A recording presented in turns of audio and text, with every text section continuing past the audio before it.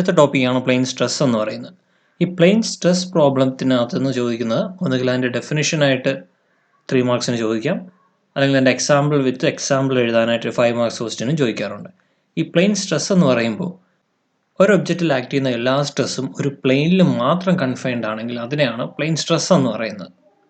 സാധാരണ ഇത് കാണുന്നത് തിൻ സ്ട്രക്ചേഴ്സിലാണ്. ഇപ്പോൾ ഒരു പ്ലേറ്റ് കൺസിഡർ ചെയ്യുക.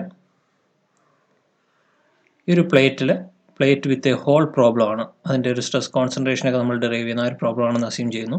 ഇതിൻ്റെ തിക്നെസ് വളരെ കുറവാണെങ്കിൽ ഇതിനകത്ത് ആക്ട് ചെയ്യുന്ന എല്ലാ സ്ട്രെസ് കമ്പോണൻസും XY പ്ലെയിനിൽ മാത്രം, ഈ ഒരു പ്ലെയിനിൽ മാത്രമാണെങ്കിൽ നമുക്കതിനെ പ്ലെയിൻ സ്ട്രെസ് ആയിട്ട് അസ്യൂം ചെയ്യാൻ പറ്റും. ഈ കേസിലാണെങ്കിൽ സ്ട്രെസ്സസ് എല്ലാം XY പ്ലെയിനിൽ കൺഫൈൻഡ് ആണ്. അതുപോലെ തന്നെ അടുത്തൊരു കണ്ടീഷൻ സാറ്റിസ്ഫൈ ചെയ്യേണ്ടത് ഇതിൻ്റെ തിക്നെസ് എന്ന് പറഞ്ഞാൽ negligible compared to other dimensions ആയിരിക്കണം. അപ്പോൾ അങ്ങനെയാണെങ്കിൽ മാത്രമേ നമുക്ക് എന്തായിട്ട് കൺസിഡർ ചെയ്യാൻ പറ്റുള്ളൂ, പ്ലെയിൻ സ്ട്രെസ് പ്രോബ്ലമായിട്ട് കൺസിഡർ ചെയ്യാൻ പറ്റുള്ളൂ. ഇവിടെ നമ്മൾ അസ്യൂം ചെയ്യുന്നത് ഇത് എക്സ് ഡിറക്ഷനും ഇങ്ങോട്ടുള്ളത് വൈ ഡിറക്ഷനും ഇതിന് പെർപെൻഡിക്കുലറായിട്ട് വരുന്നത്, അത് ഔട്ട് ഓഫ് ദ പ്ലെയിൻ അല്ലെങ്കിൽ ഇൻ ടു ദ പ്ലെയിൻ, ഇതിന് പെർപെൻഡിക്കുലറായിട്ട് വരുന്നതാണ് ഇസഡ് ഡയറക്ഷൻ എന്ന് എടുക്കുന്നു. അപ്പോൾ അങ്ങനെയാണെങ്കിൽ നമ്മുടെ ബൗണ്ടറി കണ്ടീഷൻ എന്ന് പറയുന്ന ആ ഒരു ടോപ്പിക്കിൽ പറയുന്നുണ്ട്. ബൗണ്ടറി കണ്ടീഷൻ എന്ന് പറഞ്ഞാൽ ആ ടോപ്പിക്കിൽ എന്താ പറയുന്നത്, ഫ്രീ സർഫസിൽ എപ്പോഴും സ്ട്രെസ് 0 ആയിരിക്കും. ഫ്രീ സർഫസിൽ നോർമൽ ആൻഡ് ഷിയർ സ്ട്രെസ്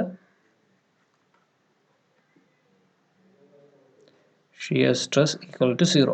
അപ്പോൾ ഈ ഒരു ടോപ്പ് സർഫസിലും ബോട്ടം വരുന്ന സർഫസിലും ഷിയർ സ്ട്രെസ്സും നോർമൽ സ്ട്രെസ്സും 0 ആണ്. അതായത് നമുക്ക് എന്ത് എഴുതാൻ പറ്റും, sigma Z equal to 0, tau X Z equal to 0, tau Y Z equal to 0.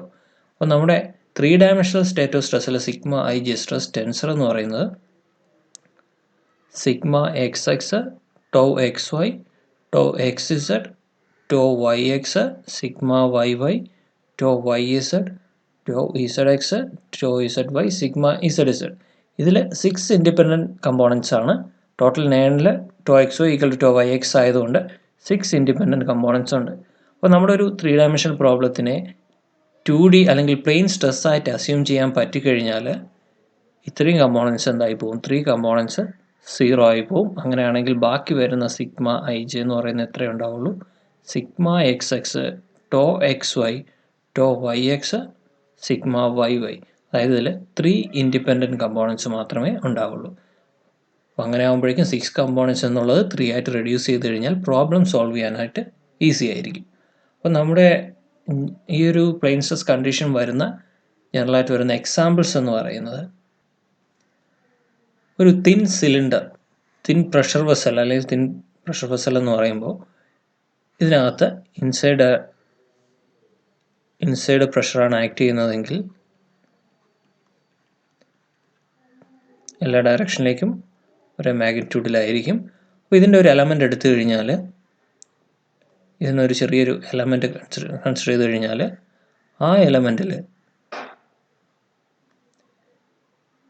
ഇതിൻ്റെ സർക്കംഫറൻസ് ഡയറക്ഷനിൽ വരുന്നത്, ഈ ഡയറക്ഷനിൽ വരുന്ന സ്ട്രെസ് എന്ന് പറയുന്നത് സിഗ്മ തീറ്റയാണ്.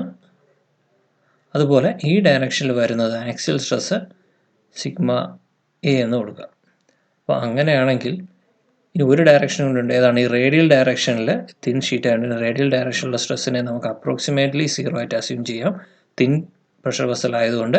അപ്പോൾ ആ കേസിൽ ഇതെന്തായിട്ട് അസ്യൂം ചെയ്യാൻ പറ്റും, ഒരു പ്ലെയിൻ സ്ട്രെസ് കേസായിട്ട് അസ്യൂം ചെയ്യാൻ പറ്റും. അടുത്തൊരു കേസ് എന്ന് പറയുന്നത് ഡിസൈൻ ഓഫ്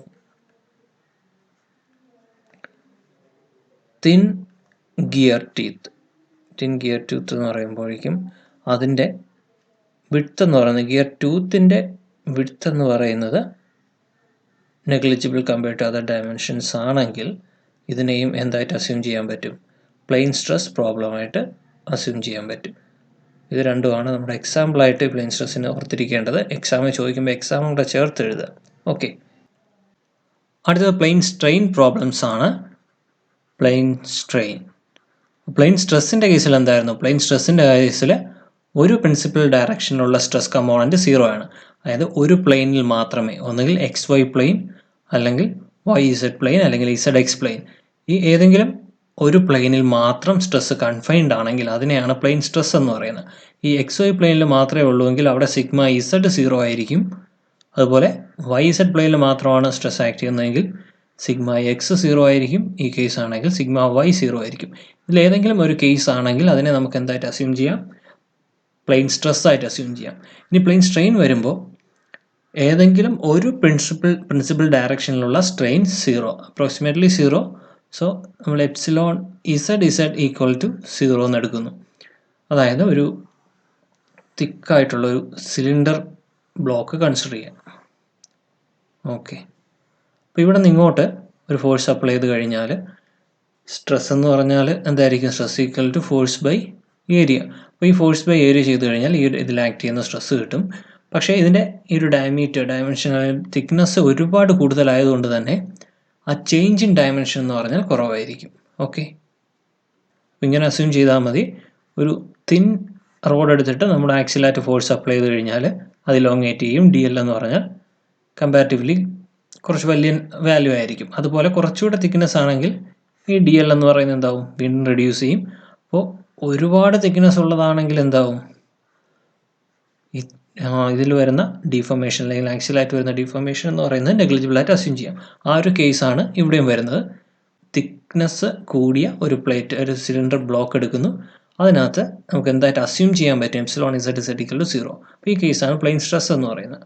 അപ്പോൾ generally epsilon X, epsilon Y, sigma X, sigma Y, sigma Z എന്ന് പറയുന്നത് ഒരു പോയിന്റിൽ ആക്ട് ചെയ്യുന്ന പ്രിൻസിപ്പൽ സ്ട്രെസ്സസ് ആണെങ്കിൽ epsilon X X equal to sigma X by E minus nu into sigma Y plus sigma Z.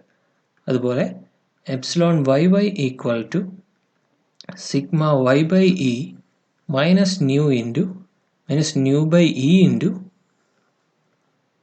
Sigma X plus sigma Z.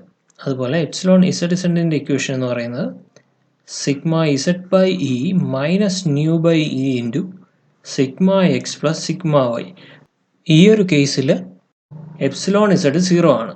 Okay, epsilon Z equal to 0 എന്ന് കൊടുത്തു കഴിഞ്ഞാൽ നമുക്കിവിടെ നിന്ന് എഴുതാൻ പറ്റുന്നത് sigma Z by E equal to minus nu by E into minus sigma by equal to minus nu by into sigma X plus sigma Y. ഇവിടെ നിന്ന് തന്നെ മൈനസ് മൈനസ് ക്യാൻസൽ ചെയ്യാം. ഇയും ക്യാൻസൽ ചെയ്ത് കഴിഞ്ഞാൽ sigma Z equal to nu into sigma X plus sigma Y.